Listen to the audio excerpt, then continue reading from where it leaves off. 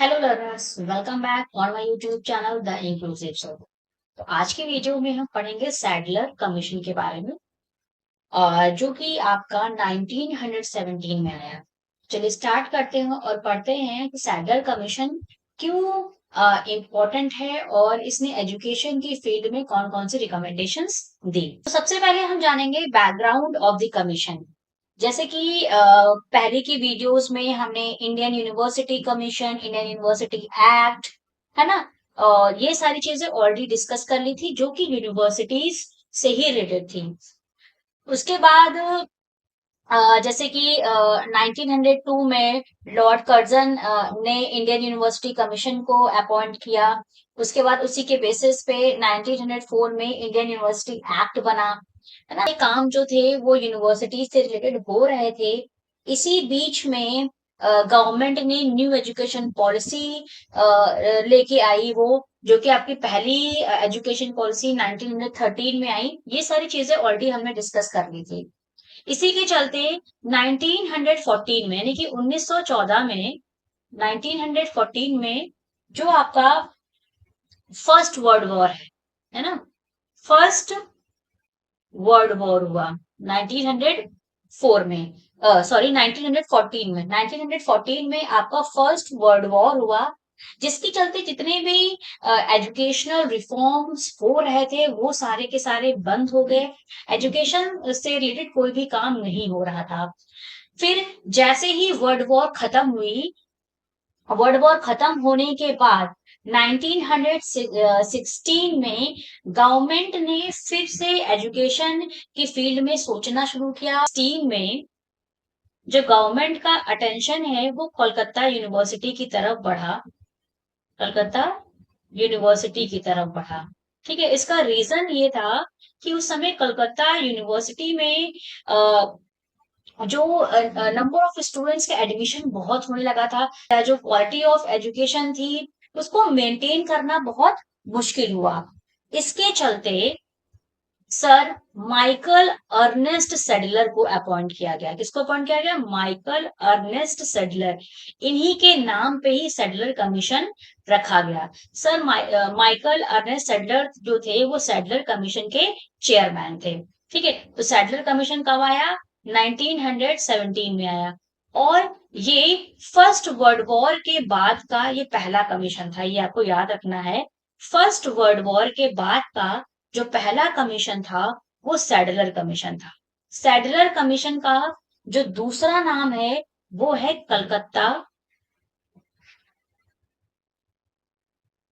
Calcutta university commission. Calcutta university commission, ये भी आपको याद रखना है। ठीक है, तो 1917 में सैडलर कमीशन को अपॉइंट किया गया और 1919 में इसने अपनी रिपोर्ट गवर्नमेंट के सामने प्रेजेंट की। कमीशन का मेन पर्पस था investigate problems in Calcutta university, यानी कलकत्ता यूनिवर्सिटी में जो प्रॉब्लम्स आ रही हैं उनका इन्वेस्टिगेशन करना।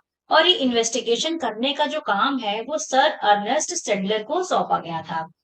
अब उस समय कलकत्ता यूनिवर्सिटी कहाँ थी? बंगाल में थी। तो स्ट्रगल क्या चल रहे थे कलकत्ता यूनिवर्सिटी में? Huge number of students, number students का जो एनरोलमेंट है या एडमिशन है वो बहुत तादाद में होने लगे थे, जिसके चलते लो क्वालिटी ऑफ एजुकेशन आ गई, है ना। एजुकेशन की क्वालिटी गिर गई और जो यूनिवर्सिटी का जो काम था वो पूरा का पूरा एग्जाम ओरिएंटेड हो गया। यानी कि यूनिवर्सिटी जो आपकी कलकत्ता यूनिवर्सिटी थी वो टोटली एग्जाम ओरिएंटेड यूनिवर्सिटी हो गई। तो ये क्या थी? ये प्रॉब्लम्स थी कलकत्ता यूनिवर्सिटी की, जिनको सॉल्व करने के लिए सर माइकल सेडलर को अपॉइंट किया गया और इनके नाम पे ही सेडलर कमीशन पड़ गया। सेडलर कमीशन का दूसरा नाम है Calcutta university commission. Is it clear? ये पहला कमीशन है जो फर्स्ट वर्ल्ड वॉर के बाद आया है। उनकी फर्स्ट वर्ल्ड वॉर आपकी 1914 में हुई थी। उसके बाद ये पहला कमीशन था 1917 में, जो कि था आपका सैडलर कमीशन। ये आपका एग्जाम में क्वेश्चन आता है, पोस्ट वर्ल्ड वॉर के बाद का पहला कमीशन क्या है? तो आपका आंसर क्या हो जाएगा? Sadler commission. Is it clear? अब बढ़ते हैं अपनी नेक्स्ट स्लाइड की तरफ। नेक्स्ट स्लाइड में ये है कि आपका कमीशन है, इसमें टोटल 7 मेंबर्स थे और कलकत्ता यूनिवर्सिटी कमीशन आपका 14 सितंबर 1917 में आया। इसके चेयरमैन थे डॉक्टर माइकल सेडलर, जो कि हमने पिछली ही स्लाइड में अभी डिस्कस किया है। सर माइकल सेडलर जो थे वो वाइस चांसलर थे लीड्स यूनिवर्सिटी के। Is that clear? इनको अपॉइंट किया गया यूनिवर्सिटी की प्रॉब्लम्स को सॉल्व करने के लिए, और वो यूनिवर्सिटी थी यहाँ पे कलकत्ता यूनिवर्सिटी। इस कमीशन के अदर मेंबर्स थे doctor Gregory, professor Ramsay Muir, sir Philip हाटम, mister Hornell, doctor Ziauddin Ahmad और सर आशुतोष मुखर्जी। ये आपको याद रखना है। इस कमीशन में आपके 2 इंडियंस थे, ठीक है, 2 इंडियंस थे मेंबर, जो कि थे डॉक्टर जियाउद्दीन अहमद और सर आशुतोष मुखर्जी। जहां से भी क्वेश्चन आपके एग्जाम में पूछा जाता है, इसलिए मैंने आपको यहाँ पे मेंशन कर दिया। अब हम बढ़ते हैं नेक्स्ट स्लाइड की तरफ। इस कमीशन का की पॉइंट ये था कि a university should be a place for culture and research, not just for examinations. जैसे अभी हमने पिछली स्लाइड में डिस्कस किया कि जो कलकत्ता यूनिवर्सिटी थी वो पूरी एग्जाम ओरिएंटेड यूनिवर्सिटी हो गई थी, है ना। एग्जाम ओरिएंटेड यूनिवर्सिटी होने के साथ साथ यूनिवर्सिटी का जो मेन काम होता है कल्चर को स्प्रेड करना, रिसर्च को प्रमोट करना, ये सारे काम नहीं हो पा रहे थे। तो इसलिए इस कमीशन को इसीलिए लेके आया गया कि जो एग्जाम ओरिएंटेड यूनिवर्सिटी बन गई है उसको हटा के यूनिवर्सिटी में कल्चर और रिसर्च पे फोकस कर, ठीक है। इसीलिए ये भी आपका एग्जाम में क्वेश्चन पूछा जाता है ना। तो ये किसका पॉइंट है? A university should be a place for culture and research, not just for examination. ये पॉइंट है आपका सैडलर कमीशन का। अब हम डिस्कस करेंगे रिकमेंडेशंस। पहली रिकमेंडेशन है कि सैडलर कमीशन ने 12 years of school before university admission, यानी कि यूनिवर्सिटी में एडमिशन लेने के लिए 12 इयर्स ऑफ स्कूल एजुकेशन को कंपलसरी कर दिया गया।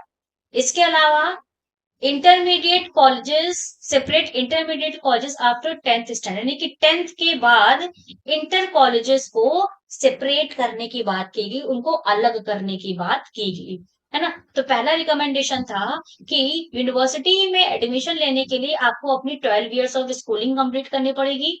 दूसरा, इंटरमीडिएट कॉलेजेस को 10th स्टैंडर्ड से अलग करना है। देन है आपका a board of secondary education should be establish in each province. Most important point कि हर प्रोविंस में board of secondary education establish किए जाए। इसके साथ जैसे कि हमने पिछली वीडियोस में सीनेट और सिंडिकेट ये सारी चीजें ऑलरेडी पढ़ी हुई थी, ठीक है।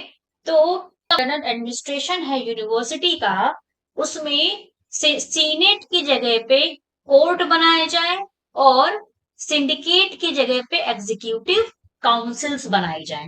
ये भी आपका इंपॉर्टेंट पॉइंट है, यानी सीनेट की जगह पे कोर्ट बनाया जाए और सिंडिकेट की जगह पे एग्जीक्यूटिव काउंसिल बनाया जाए for the internal administration of the universities, ठीक है। और इसके साथ साथ जो आपका for the construction of curriculum, यानी करिकुलम की कंस्ट्रक्शन के लिए, फॉर द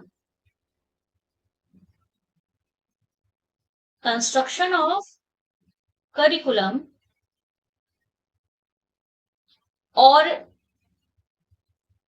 डिसीजंस के लिए, यानी कि जो भी करिकुलम से रिलेटेड और एग्जामिनेशन से रिलेटेड जो डिसीजंस हैं वो बोर्ड ऑफ स्टडीज लेगी, ठीक है। बोर्ड ऑफ स्टडीज लेगी और एकेडमिक काउंसिल्स लेंगी, एकेडमिक काउंसिल्स, यानी for the construction of the curriculum and to take decisions related to the examinations, board of studies and academic councils should be constituted in the universities। ये भी आपको याद रखना है कि universities should promote research, culture and comprehensive education. Is that clear? तो इनकी ये कमीशन, यानी कि सेडलर कमीशन की रिकमेंडेशंस के बेसिस पे ढाका में आपकी रेसिडेंशियल यूनिवर्सिटी स्टेब्लिश की गई, ठीक है, रेसिडेंशियल यूनिवर्सिटी स्टेब्लिश की गई। Is it clear? इसके अलावा इस कमीशन ने वुमेन एजुकेशन के लिए भी काम किया, वुमेन एजुकेशन के लिए भी काम किया, और वुमेन एजुकेशन के लिए ये बोला कि 15 से 16 वर्ष, 15 से 16 एज ग्रुप की जो लड़कियां हैं, इनके लिए पर्दा विद्यालय खोले जाएं, ठीक है, इनके लिए पर्दा विद्यालय खोले जाएं। ये भी आपको याद रखना है कि वुमेन एजुकेशन के लिए स्पेशली जो 15 से 16 इयर्स ऑफ एज ग्रुप की जो गर्ल्स हैं, जो लड़कियां हैं, उनके लिए पर्दा विद्यालय खोले जाए।